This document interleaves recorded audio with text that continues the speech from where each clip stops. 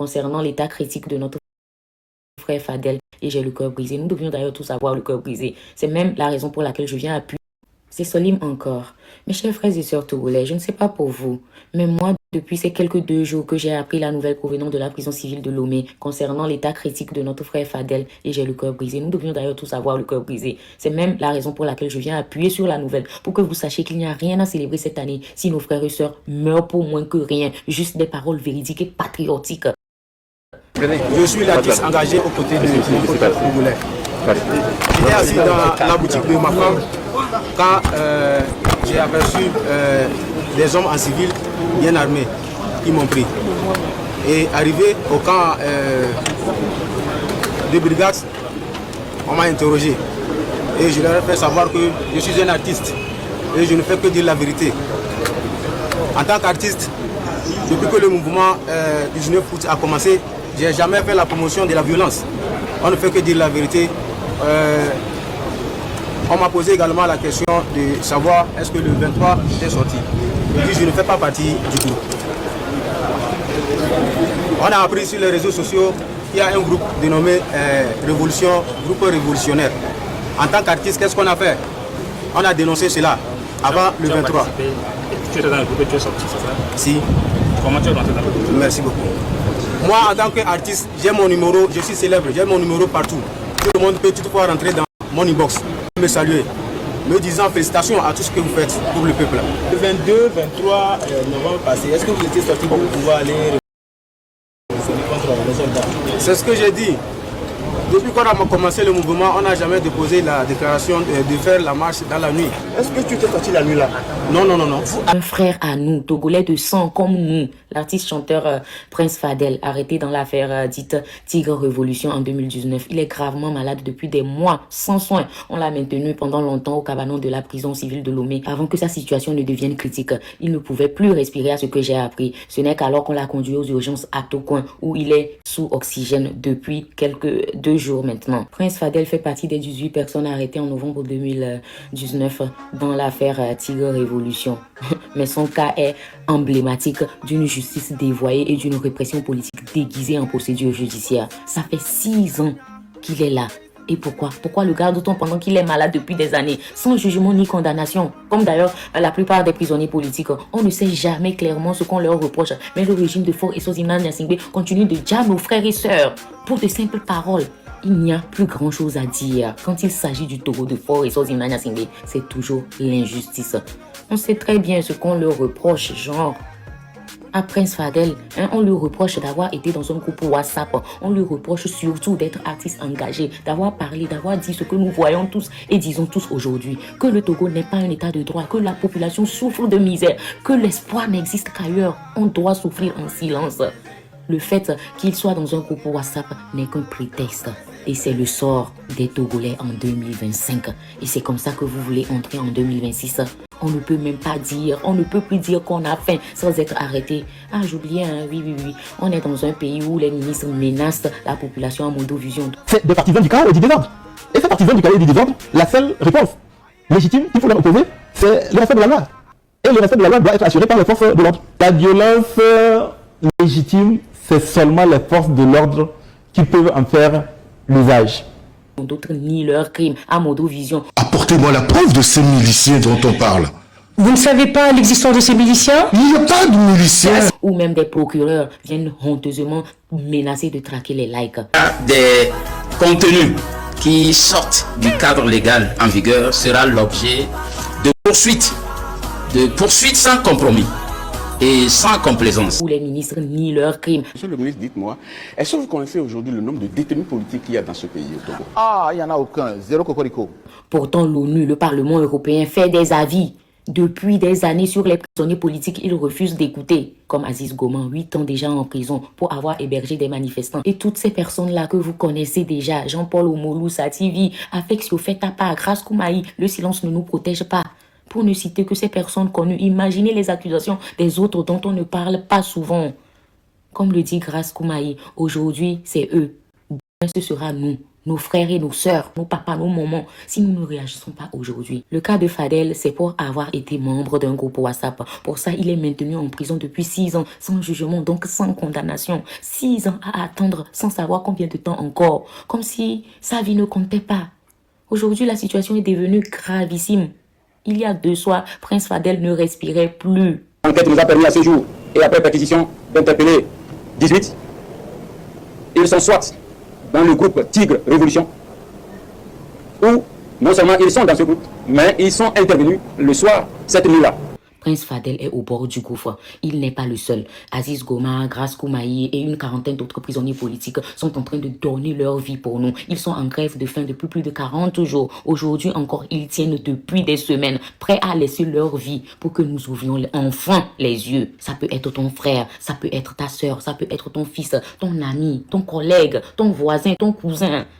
Alors, j'appelle chacun à se lever pacifiquement, mais fermement pour exiger 3 choses. Numéro 1, des soins immédiats et complètes pour Prince Fadel et tous les détenus politiques malades. D'ailleurs, tous les détenus, c'est leur droit. Numéro 2, la fin de la détention sans jugement. Procès équitable, rapide ou libération. Numéro 3, la libération immédiate des prisonniers politiques et la transparence totale sur chaque dossier. Il faut qu'on se lève, il faut qu'on parle, il faut qu'on agisse. Pour Prince Fadel, pour tous les autres prisonniers politiques, pour la dignité humaine, pour la dignité du Togolais. Levez-vous. On va regarder nos frères partir comme ça, un à un. Oh, il est temps. C'est Solim encore.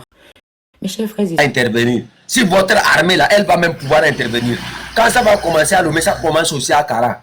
Vous allez voir ça avec vos yeux. Vous pensez que nous on est bêtes. Vous avez détruit tout notre canton. Il y a qui encore là-bas? Vous avez détruit tout l'avenir du canton. Ceux qui peuvent aider Tchétcha aujourd'hui, vous les avez en prison, vous avez détruit leur carrière, vous avez détruit tout ce qu'ils avaient. Vous avez exilé plusieurs enfants de chez nous. Au nom de quoi? Au nom de cette vérité-là. Et la dernière, c'est que vous venez chez nous, prendre nous notre cadet pour aller emprisonner parce qu'elle a dit quelque chose. Elle n'a pas le droit de parler. Parce que vous, elle n'est pas de activer chaque famille. On verra votre fin. Des imbéciles comme ça. Quand je parle de vous, je parle en conséquence de cause. Aucun d'entre vous n'a eu un parent chef chez nous. Vous n'êtes que des peurs, vous n'êtes que des traîtres dans l'histoire du Kabylie. C'est ça votre vraie histoire. Vous êtes ici à la tête de ce pays-là uniquement parce que vous avez fait le mal. Vous ne vous êtes pas ici là-bas parce que vous avez représenté quelque chose comme ça. Non. C'est dans le mal seulement. Un an de mesa.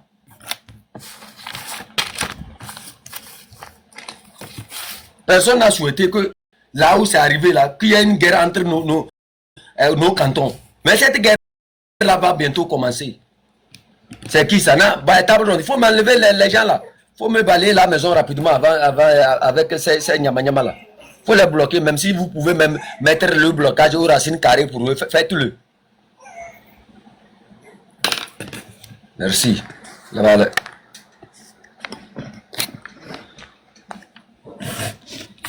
Quand ça va commencer entre nous là, c'est comme ça, non? C'est comme ça quand on parlait de la manifestation. C'est comme ça, non? Les gens pensaient que c'était du mensonge. Quand ça va bouillir, ça va démarrer là. C'est là que vous allez vraiment découvrir ce que ça, comment vous allez gérer ça. Imbécile. Faut effrayer qui? Faut effrayer qui? Il n'effraie personne. L'important c'est que quand vous êtes allé au canton, vous avez vu des voix dissidentes déjà. Vous avez vu que nous on ne se laisse pas faire. Votre Kegoué et les autres ont été mis en minorité. Non? Quand ils sont sortis, qu'est-ce qu'ils ont fait? Ils n'ont pas pondu un communiqué inutile. Laissez. Hasma Tchachiba Bané. Au top de nous. Mes amis, d'une certaine manière, le nord, au sud, où les gens qui font je vais dire, ségrégation. Donc, aujourd'hui, tous les Togolais sont conscients, hein, en tout cas, beaucoup de Togolais sont conscients du fait que c'est le développement qui est le plus important que nous avons comme objectif. Et ça, c'est très, très, très important que nous gardions le cap. Mais tout ceci dit, est-ce qu'il faut enlever le fait que aujourd'hui on a quand même dans nos communautés des des pensées qu'on a mis dans la tête des gens. Non. Il faut accepter que oui, il y a ce problème-là. C'est pour ça que le combat que nous avons aujourd'hui à mener, c'est de pouvoir montrer aux Togolais que nous sommes que c'est le fait de demander des comptes à ceux qui dirigent qui est le plus important. Si moi, je suis de telle région et que je suis plutôt soucieux de voir le développement de ma région, je ne vais pas me cacher derrière le fait que c'est parce que c'est mon frère ou c'est mon oncle qui est à la direction et ne pas réclamer ce développement-là. C'est assez important. Et après, je remercie Dame de Terre vraiment pour ce débat-là que tu as permis d'avoir, parce que ça montre réellement le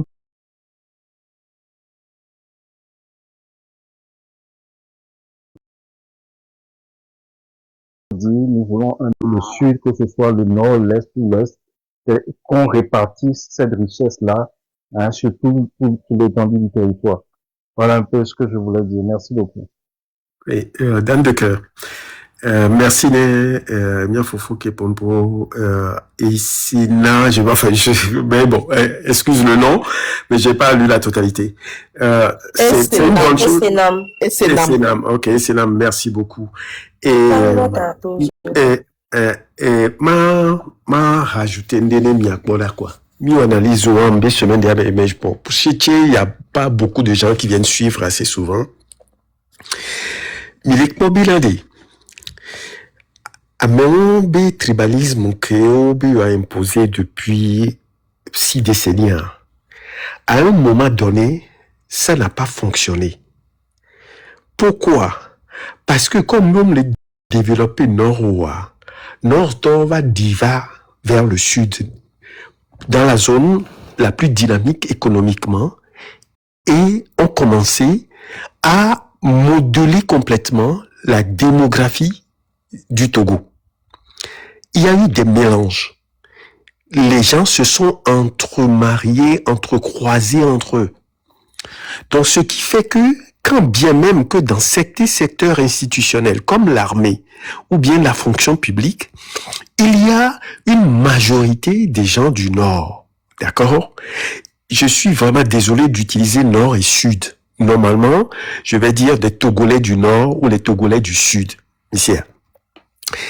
Fifia, Kokobina, et moi, et axe qui est mis sur les attaquer, ouais, les Yébenari.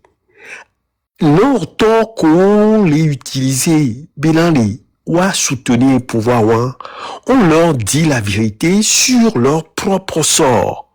Bénin, économiquement, ils ne sont pas si nantis que ça, et que c'est plutôt le Sud qui a une forme d'aisance économique supérieure au Nord. Donc, on développe et simule.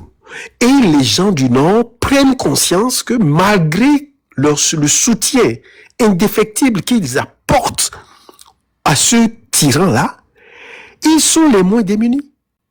Donc, prise de conscience, a affaibli complètement le socle de RPT Unir. Et c'est pour ça qu'ils créent. Et puis, ils ont fait l'analyse. À chaque fois que le RPT Unir est allé au vote, il n'a jamais gagné. Comment cela se fait-il qu'ils ne gagnent pas alors qu'ils ont l'armée, ils ont tous les pouvoirs dans leurs mains et aux élections, ils perdent? Cette faiblesse-là, c'est ça qui les avait poussés au changement de la Constitution. Et vu que les gens du Nord eux-mêmes s'attaquent à eux maintenant, eh bien, ils veulent ressurgir, recentrer le débat sur le tribalisme, sur la peur des gens du Sud. Mais quoi? Et nous, on les gesticuler, Monsieur Tom, si je comprends bien, Monsieur Tom, il n'y a pas de tribalisme au Togo. Mais non, il y a le tribalisme. D'accord. Il s'en sert comme ça on appelle, politique de division, politique de conservation du pouvoir. Et nous, on dit le tribalisme, c'est seulement dans l'armée et dans la fonction publique. Même dans l'économie. Voilà, dans la fonction publique, c'est là-bas, moi je l'ai vécu. Mais oui, et ça même voilà. Dans l'économie de manière générale, le secteur privé, on va dire, ils essaient de conserver, comment on appelle, de conserver un certain nombre de pouvoirs, mais sauf que l'économie ne fonctionne pas de manière tribale. Parce que les Kabyles ou les gens du Nord seuls ne suffisent pas pour, comment on appelle, faire fonctionner l'économie. Nous, l'économie, tu veux gagner plus. Donc, donc, ce secteur-là, il n'arrive pas à mettre la main dessus. Et vu qu'ils sont en train de perdre complètement les appuis dans leur propre communauté, ils ont fait l'analyse qu'il faut maintenant revenir à la peur, à instiller la peur, à faire en sorte que ce groupe se ressoude à nouveau pour essayer de continuer à maintenir le pouvoir. Sauf que c'est trop tard. La démographie est passée par là. Nos enfants, certains, ont une maman du Nord, un papa du Sud, ou bien un papa du Sud, un papa du Nord. Et là, ils ne peuvent plus. Eux-mêmes, mais beaucoup qu'on les lois, mais les fous, les 100 ou 300 personnes qu'on les trois de fois, ils ont maintenu le pouvoir, ils ont tous des enfants du Sud, avec les femmes du Sud. Mais les quoi? Donc, à Ogbo, ils ont les jaguets, ils ont les gouvernements des jaguets. C'est les vieilles méthodes qu'on ressorte. Et ils s'en battent comme il est quoi. Et vous allez voir, ils vont continuer encore à venir perturber le débat, à ramener le débat là où il ne devait pas y être. Il ne devait pas être, notamment le tribalisme. Alors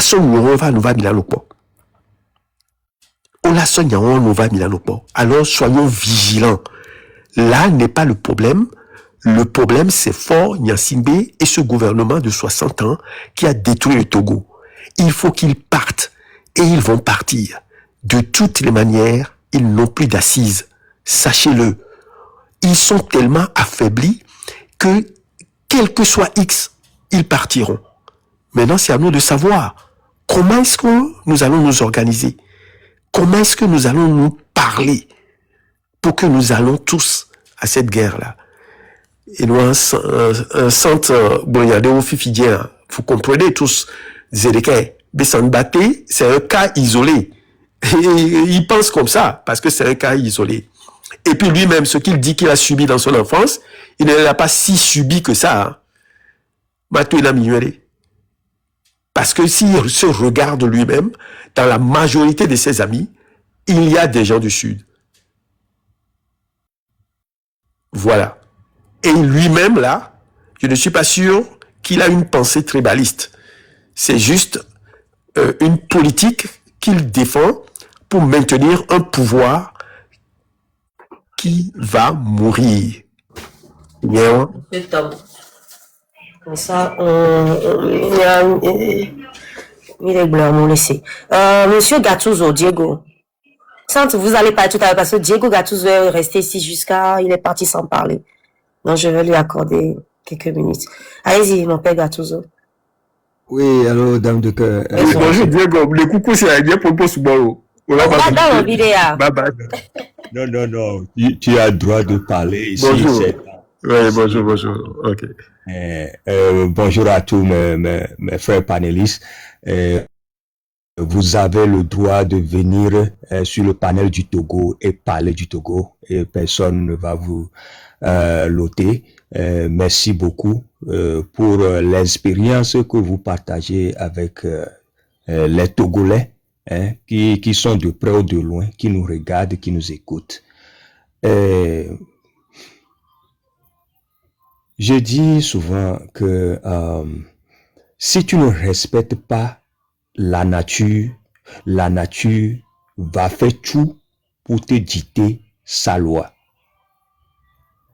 Et tu peux être malin, tellement malin en tout, mais tu finiras par être agenouillé devant la nature et tu commenceras à répondre à tes malices.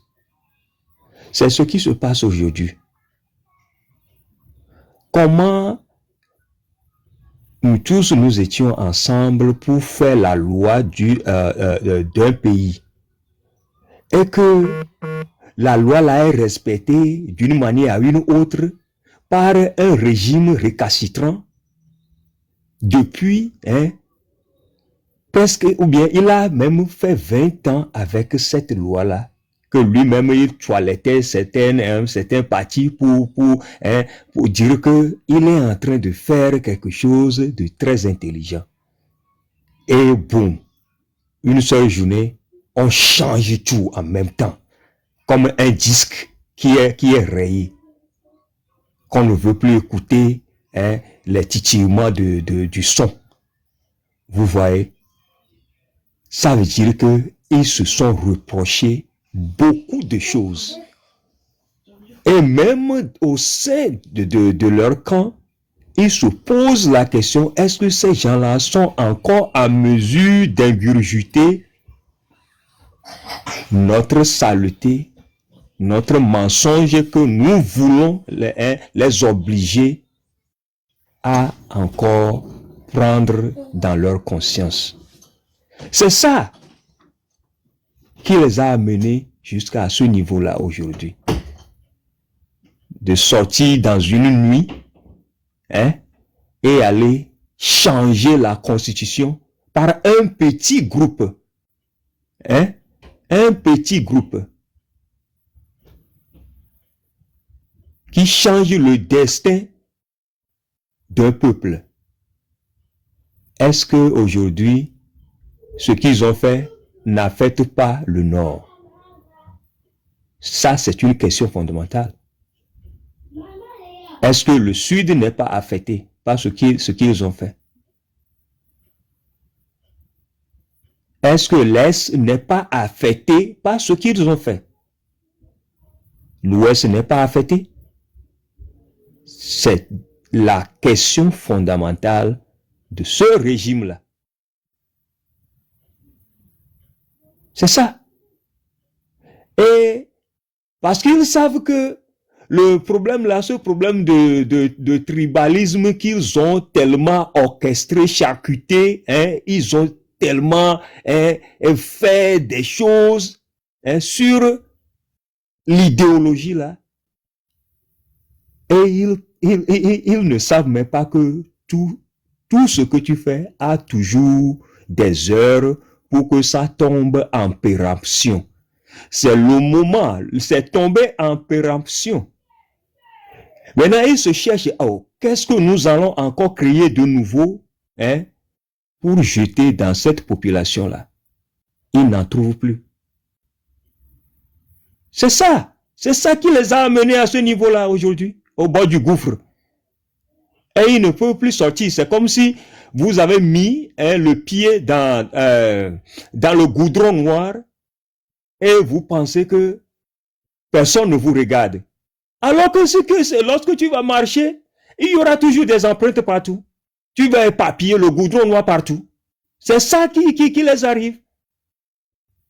Parce qu'ils pensaient que les Togolais sont tellement sots et ils ne vont jamais se réveiller. C'est le réveil du Nord qui les a obligés à aller changer la constitution parce qu'ils ont vu leur fin venir lamentablement. Et ils ne peuvent pas l'arrêter. Et ils sont partis commettre le pire.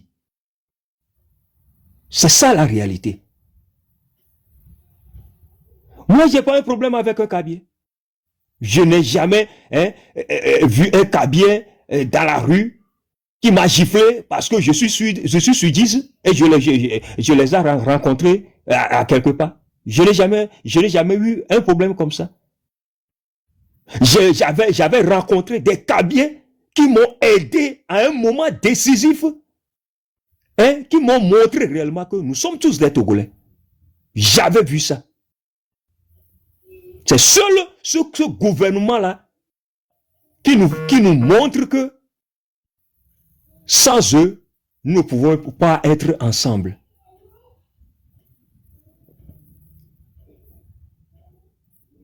le Togo est unique et indivisible.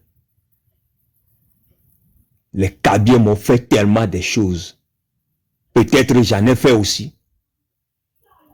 Et on s'est aidé dans les moments difficiles. Hein? Dans les moments bon, je ne sais pas comment je vais les qualifier. C'est pourquoi je me dis, non, le problème là, c'est fini. Et ça, c'est fini pour toujours. Et donc, les gens qui veulent encore mettre de l'eau sur un caca on va passer. Ok, je suis allé. On va passer à quelque chose d'autre. Non, c'est bon. C'est bon. Je laisse la parole. Moi, j'ai compris quelque chose. Hein. La plupart d'entre vous, on m'a dit 90% ici, vous dites que ce problème n'existe pas. Non. Que ça existe. Non, le toi, tu ne fais que parler maintenant même. T'inquiète pas. Okay. Et on a dit que plus dans l'armée, dans l'administration. D'accord. J'espère que vraiment ça n'existe pas et que nos parents du Nord ont compris par là aujourd'hui que le Sud n'est pas contre le Nord. Et d'ailleurs, c'est ceux qui sont au pouvoir qui, avec les impérialistes, ont voulu créer ça. Mais moi, je vous dis que ça existe. Hein? Mais ça ne nous empêche pas de faire la lutte, d'avancer. C'est juste il faut... Il y a quelqu'un qui a parlé, qui a dit que peut-être qu'on a fait croire aux gens du Nord que si leur Mandjala tombe, qu'ils vont massacrer. Non. Il faut qu'on moi, par ça, je veux qu'on leur fait comprendre que nous n'avons rien contre eux, ils n'ont rien contre nous. Et d'ailleurs, c'est là où j'ai parlé que nos parents du Nord souffrent même plus que nous. Ça ne veut pas dire que nous, on est privilégiés. Non. C'est que c'est le niveau de la capitale, tout ça. Et que normalement, le mec là qui essaie de nous faire comprendre que le Nord est contre le Sud est contre le Nord, s'il devait même vraiment nous le montrer, il aurait dû même développer plus le Nord. Vous voulez pas qu'on en parle? Pour moi, ça s'arrête là. Oui, on en parlera un jour. Ok, s'il vous plaît, je peux placer un mot rapidement. Combien de secondes? Mosaïque Maguin, on a bien combien en Afrique? Mal c'est corrigé. Ok. Vous voyez, le problème, ça existe, mais c'est la manière dont on veut le montrer, c'est ça qui n'existe pas. C'est ça, je disais que, en fait, entre nous-mêmes, les peuples, dans nos ethnies même, on a ce problème-là. On a cette différence-là entre nous. Mais c'est la manière dont on veut l'exploiter politiquement pour diviser. C'est ça qu'on dit qu'aujourd'hui, ce problème-là, dire que non, quelqu'un va dire que non, telle personne est Kabylie, telle personne est de Dapaon, donc je l'aime pas. Non, ça, c'est un problème, ça n'existe pas de cette manière-là. Mais, dans nos communautés, même comme je le disais auparavant, il y a cette différence-là. On nous dit, bon, faut pas aller prendre la femme, les gens là, ils sont comme ça, ils ont tel comportement, ils sont comme ça. Et même, je vais vous donner les exemples. Est-ce que vous savez qu'au niveau de Bassa là-bas, les Konkomba là-bas, là, ils ont un problème là-bas qui ne finit jamais. Ou, comment on appelle, ils s'entretuent même là-bas, tout le temps. Ça, c'est entre eux là-bas, hein. Non, ça veut dire qu'il faut comprendre que c'est le problème là est réel. Ça, c'est, je ne sais pas si c'est inhérent à notre culture ou bien comment, mais ça fait partie de nos peuples, les peuples africains en général et le Togo aussi fait partie.